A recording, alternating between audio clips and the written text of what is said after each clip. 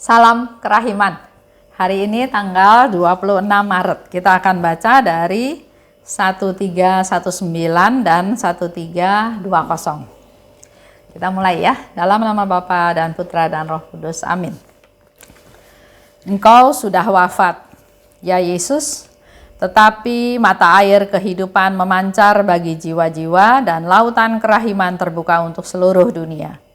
Oh mata air kehidupan, oh kerahiman ilahi yang tak terhingga, rengkuhlah seluruh dunia dan hampakan dirimu untuk kami. 13:20. Pada pukul 3 sore, mohonlah kerahimanku khususnya untuk orang-orang berdosa. Dan meskipun hanya sebentar, benamkanlah dirimu di dalam sengsaraku, khususnya di dalam kesendirianku pada waktu menghadapi sakratul maut. Inilah jam kerahiman yang besar bagi seluruh dunia. Aku akan mengizinkan engkau masuk ke dalam duka citaku yang begitu pedih. Pada jam ini, aku tidak akan menolak apapun yang dimohon oleh jiwa-jiwa yang mengajukan permintaan kepadaku demi sengsaraku. Hari ini kita bahas tentang jam kerahiman. Yang sampai saat ini masih banyak yang confused ya mengenai jam kerahiman. Di 13:19 itu doanya Suster Faustina. Engkau sudah wafat, tapi mata air kehidupan memancar bagi jiwa-jiwa. Yaitu pada waktu dia mengenangkan sengsara Yesus, jalan salib yang nomor 12, Yesus wafat, lambungnya ditusuk dengan tombak, dan di sana mata air kehidupan memancar untuk jiwa-jiwa. Dan lautan kerahiman terbuka untuk seluruh dunia. Karena pancaran dari sinar-sinar kerahiman itu begitu bertenaga, begitu ada bukti kerinduan untuk mencapai seluruh dunia. Oh mata air kehidupan, kerahiman ilahi yang tak terhingga, rengkuhlah seluruh dunia dan hampakan dirimu untuk kami. Tetap fokusnya doa Suster Faustina adalah rengkuhlah seluruh dunia, rengkuhlah semua jiwa-jiwa manusia. Jadi bukan fokusnya kepada diri sendiri, tapi untuk semua jiwa-jiwa. Nah, doa ini sering dipakai oleh beberapa orang sebagai doa jam kerahiman. Perlu diingat, Yesus dalam pembicaraannya dengan Suster Faustina mengenai jam kerahiman, tidak ada doa yang baku yang diminta oleh Yesus. Lain halnya dengan doa koronka. Kalau doa koronka, doa itu jelas didiktekan oleh Yesus kepada Suster Faustina dengan tahapan yang sangat-sangat jelas dan detail. Begitu pula dengan novena kerahiman ilahi. Yesus juga katakan step by step dengan sangat detail, dengan alasannya, dengan apa yang harus kita lakukan. Bawalah, benamkanlah, dan di setiap kelompok jiwa itu Yesus memberikan penjelasan kenapa kita harus doa buat jiwa ini. Karena di situ ada penjelasannya dengan sangat jelas, sehingga kita berdoa juga tidak ada keraguan, karena kita tahu tujuan doa itu adalah membawa jiwa-jiwa, membenamkan dalam kerahiman Tuhan, supaya jiwa-jiwa itu juga merasakan kerahimannya Tuhan. Nah, kalau ada orang yang berdoa, engkau telah wafat, mata air kehidupan memancar, boleh nggak pertanyaannya? Doa itu boleh aja, doa apa juga boleh, tapi jangan sebut itu sebagai doa jam kerahiman, karena Yesus nggak pernah minta ada satu doa baku dalam jam kerahiman. Kita coba baca ya tadi di 13:20, di mana Yesus dengan jelas berbicara tentang jam kerahiman. Pada pukul 3 sore. Jadi kalau ada pertanyaan ya ke saya, Bu boleh nggak 3 pagi? Karena ada orang bilang, ada pewarta bilang bahwa pukul 3 pagi itu jam yang paling bagus.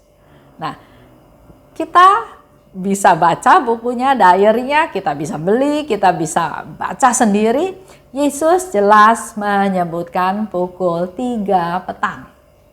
Karena ini dikaitkan dengan masa sengsara Yesus, dikaitkan dengan masa Yesus wafat.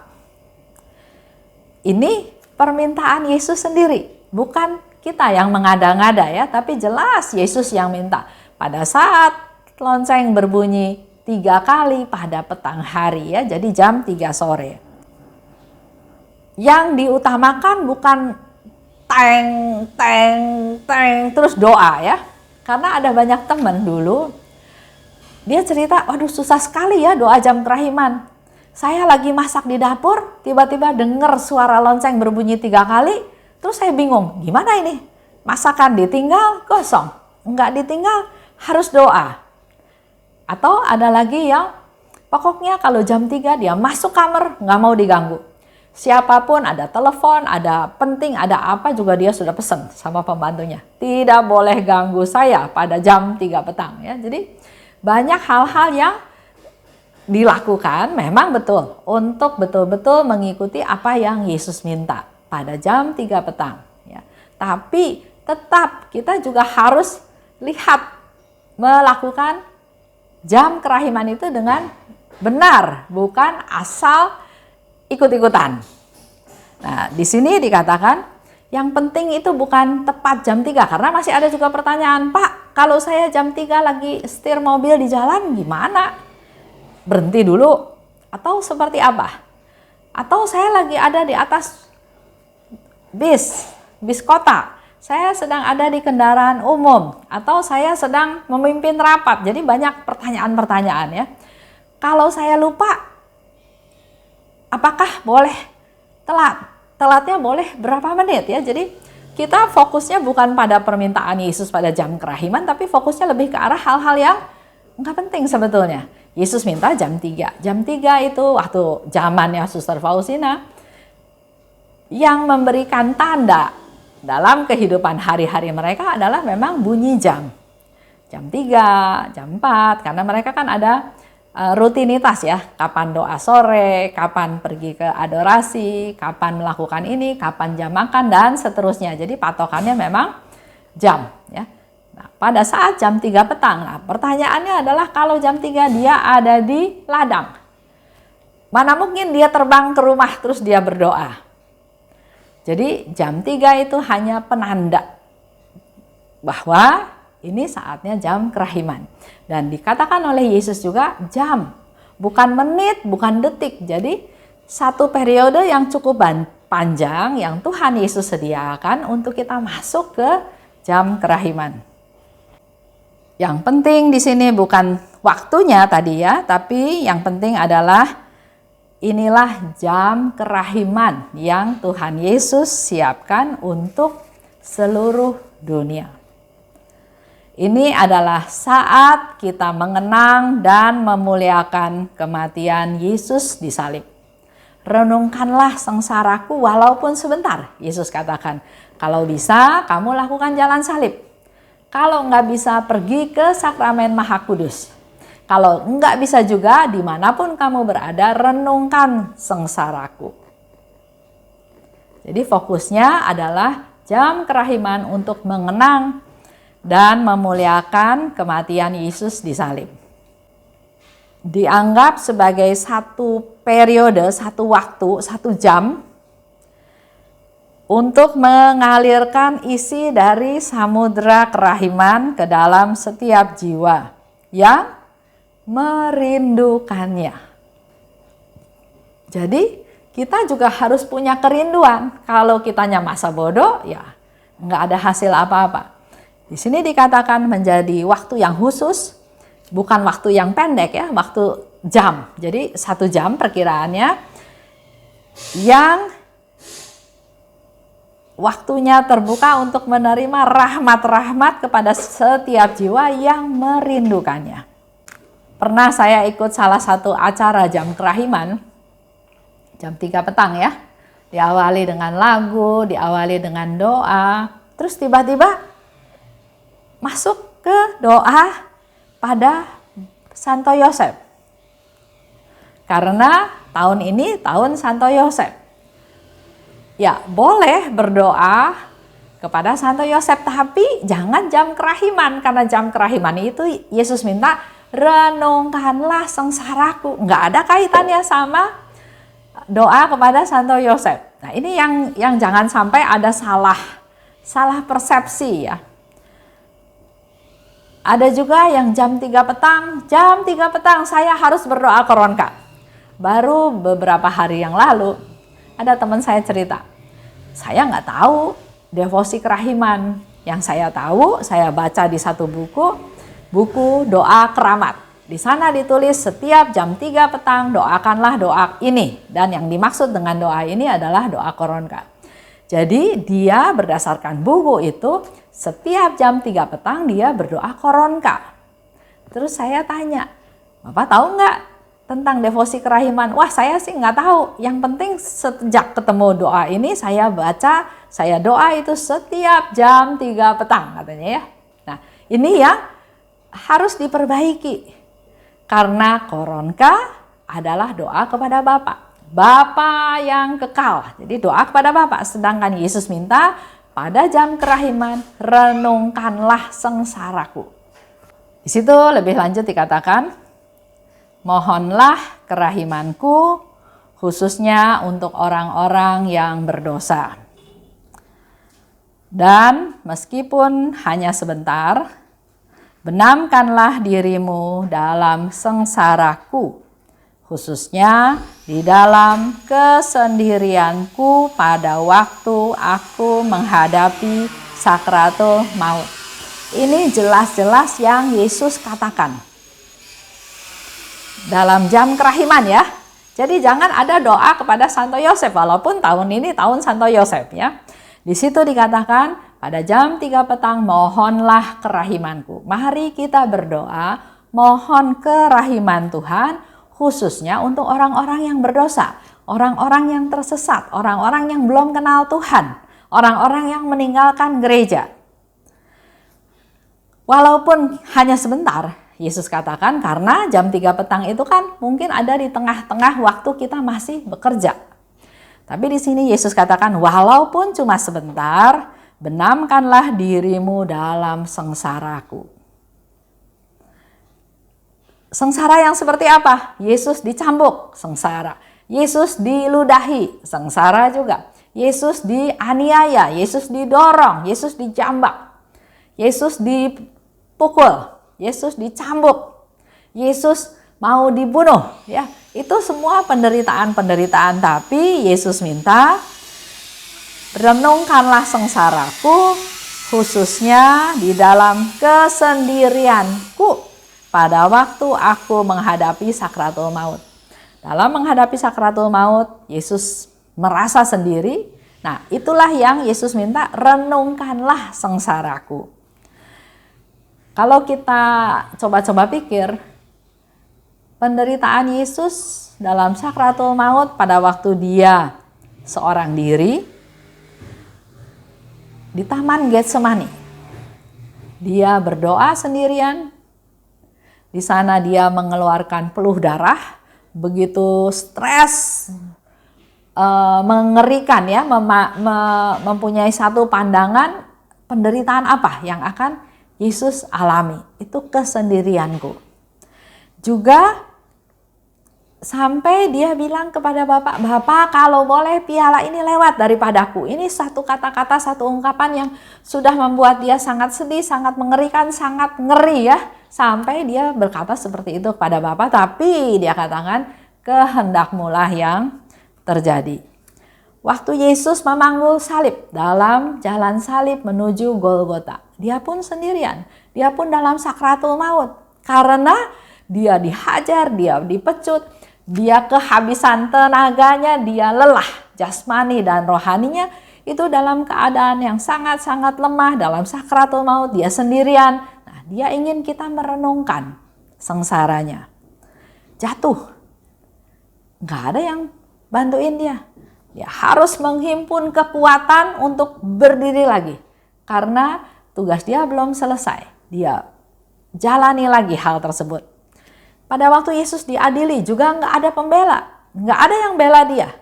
Dia dihujat, dia dikasih saksi-saksi dusta ya, sehingga ceritanya diputar balik. Yesus sendirian. Yesus ditelanjangi, dihilangkan martabatnya, dibikin malu. Itu saat-saat yang sangat menyedihkan. Yesus dipaku pada kayu salib. Dia sendirian. Dalam sakratul maut, dalam penderitaan. Kalau Bapak Ibu baca, saya pernah juga baca satu buku ya, di mana paku untuk memaku tangan Yesus itu bukan paku biasa, tapi paku yang panjang. 20 cm atau berapa, di mana lebarnya sekian senti, tujuannya supaya waktu dipaku ini, pakunya tidak kalah oleh berat badannya, karena paku ini kan yang menahan berat badannya Yesus. Nah, kita bisa bayangkan betapa sakitnya, betapa sengsaranya, betapa penderitaan yang Yesus alami, dan itu semuanya dia alami sendirian. Bahkan waktu di atas salib, Yesus bisa juga berkata, Eloi, Eloi, lama sabachthani. Dia sungguh-sungguh merasa sendirian. Itulah yang kita renungkan. Lanjut ya. Kenapa Yesus katakan mari kita berdoa khususnya untuk orang-orang yang berdosa? Karena saat yang dipakai oleh Tuhan sendiri untuk melakukan silih untuk orang-orang yang berdosa. Yesus datang untuk orang yang berdosa. Dan saat itu adalah saat yang dipakai oleh Tuhan untuk membersihkan dosa dari orang-orang yang berdosa ini. Itu saatnya pembersihan. Untuk menyingkirkan segala kotoran-kotoran yang melekat. Dosa-dosa yang melekat terhadap orang-orang tersebut. Untuk menghilangkan dosa yang besar, yang hitam ya, supaya menjadi putih. Tapi ini semua enggak otomatis seperti itu. Manusia harus mohon kepada Tuhan tanpa putus asa. Jadi ada orang yang bilang, aduh percuma Bu ngaku dosa, dosanya itu lagi, saya nggak bisa memanage diri saya jatuh di dosa yang sama. Nah, hal-hal seperti ini pada jam kerahiman, mari dia persembahkan kelemahannya, dosanya, minta pertolongan Tuhan, dan pasti secara bertahap Tuhan akan memberikan kemampuan kepadanya step by step untuk supaya dia bisa lepas dari keterikatan terhadap dosa-dosa tersebut. Aku menghadapi sakratul maut. Ya, Yesus katakan ya, dalam sengsara Yesus ajalnya itu yang berperan menentukan. Dia dalam sakratul maut. Jadi antara hidup dan mati. Dan ajalnya ini yang menentukan. Di mana kita juga nanti suatu hari akan menghadapi ajal kita ya. Saat di mana manusia sadar bahwa dia sedang berhadapan dengan sang maut. Yang akan bawa dia ke alam baka. Kalau saya udah mau mati, saya menjelang ajal, saya ketemu dengan si sang maut ini dan yang akan bawa saya ke alam baka. Ajal ini menakutkan. Bahkan Yesus pun katakan dalam sakratul maut ya, dia minta ditemani juga. Menakutkan buat semua orang, buat semua manusia. Termasuk juga Yesus yang 100% manusia pada waktu itu. Dia tidak berdosa, tapi harus mati sebagai pendosa yang berat. Buktinya dia dianggap berdosa berat sehingga hukumannya adalah hukuman mati disalib. Itu hanya orang-orang yang berdosa berat yang mengalami hukuman seperti itu. Jadi dia nggak dosa, tapi dia diperlakukan sebagai orang yang berdosa dan dosanya berat dan harus mati di kayu salib. Jadi sesuatu yang ngeri ya, yang susah bisa diterima, menakutkan. Dan Yesus minta kepada kita semua, kepada para sahabatnya, bersatu dengan dia pada saat ajal yang membuat dia tidak berdaya. Semua orang pada saat ajalnya udah nggak bisa apa-apa. Bahkan teman saya bilang, "Bu, kalau kita mati, nggak usah bawa yang lain-lain deh. Mau bawa jarum satu aja juga nggak bakal punya kesanggupan untuk melakukan hal tersebut." Jadi memang di saat yang paling lemah, manusia paling lemah, di saat ajalnya, di saat dia sudah tidak berdaya, tidak bisa apa-apa, perlu kita temani, perlu kita support dengan doa-doa kita. Di situ pun Yesus minta supaya kita bersatu dengan dia pada saat ajal, menemaninya, menguatkannya. Sehingga dalam gereja Katolik kita kenal ada yang namanya tuguran, ya, di mana kita bersama dengan Yesus kurang lebih 1 jam lamanya secara bergantian sampai tengah malam. Kita semua seharusnya bersatu dengan Yesus dan dengan ajalnya pada jam kerahiman. Pada jam ini, aku tidak akan menolak apapun yang dimohon oleh jiwa-jiwa yang mengajukan permintaan kepadaku demi sengsaraku. Luar biasa ya, ini janjinya Tuhan. Enggak ada permintaanmu yang akan kutolak. Apapun yang kau minta akan kukabulkan. Asal permintaan itu diajukan demi sengsaraku yang pedih. Minta pertobatan untuk seseorang, pasti Tuhan kabulkan. Minta supaya orang bertobat kembali ke jalannya Tuhan, pasti Tuhan kabulkan. Karena memang Yesus bersengsara untuk hal tersebut. Memang waktunya tidak langsung kita doa 1 kali langsung Tuhan kabulkan. Itu semua misteri ya, terserah Tuhan. Tapi yang penting kita lakukan, kita imani, kita percaya kalau kita berdoa seperti itu Tuhan pasti kabulkan sesuai dengan janjinya. Di jam kerahiman ya, doa ditujukan pada Yesus. Jadi jangan berdoa koronka. Kalau koronka kita sudah tahu doa dari awal saja, Bapa yang kekal, berarti kita sedang berdoa kepada Bapa. Sedangkan jam kerahiman Yesus minta kita berdoa pada Yesus. Dalam suasana membenamkan diri dalam sengsaranya.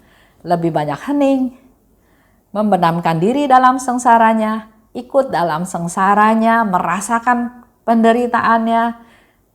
Nah, contoh lagi, saya pernah ikut lagi ada doa jam kerahiman, penuh 1 jam. Tapi isinya adalah monolog. Nyanyi, doa pembukaan, doa koronka, jalan salib, doa-doa spontan, litani kerahiman ilahi, doa penutup, lagu penutup, selesai 1 jam.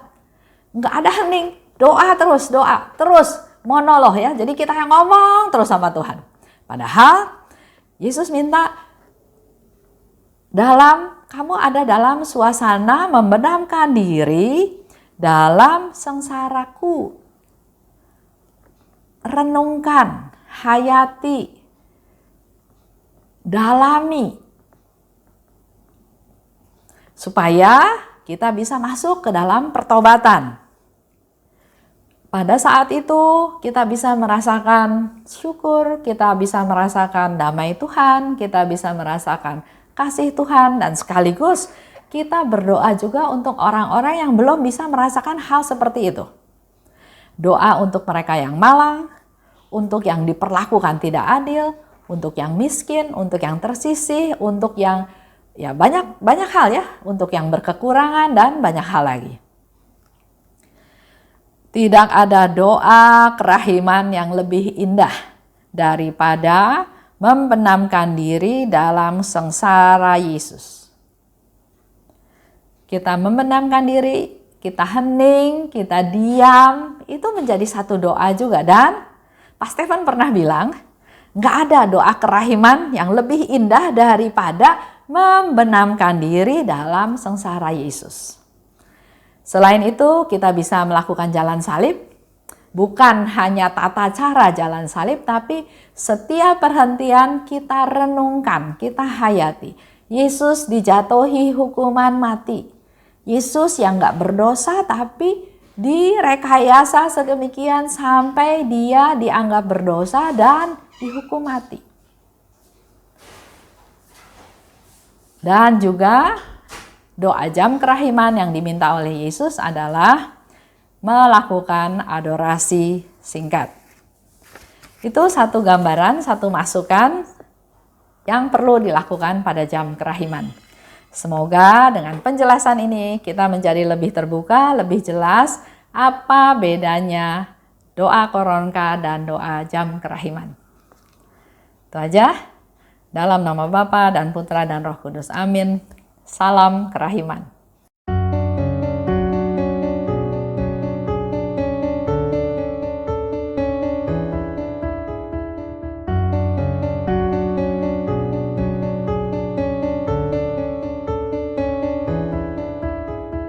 Mengapa engkau membiarkan banyak dosa dan kejahatan? Mengapa engkau tidak menghukumnya? Ternyata engkau masih memberi kesempatan. Dia memperpanjang masa kerahiman. Celakalah mereka yang tak menyadari. Tulis dan wartakan kerahimannya.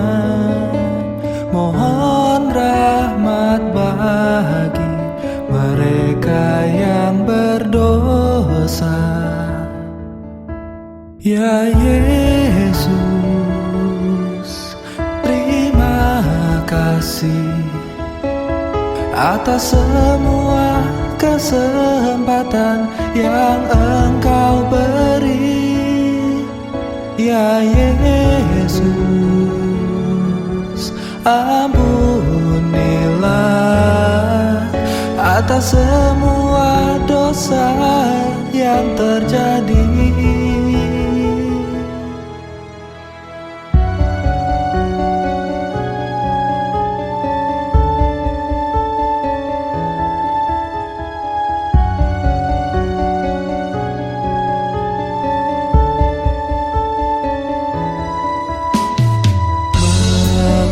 Mengapa engkau membiarkan banyak dosa dan kejahatan?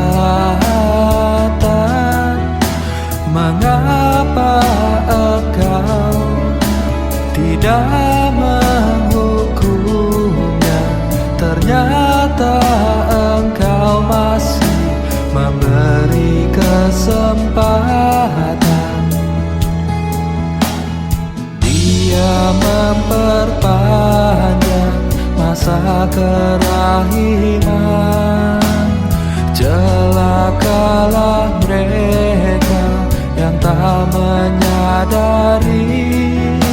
Tulis dan wartakan kerahimannya.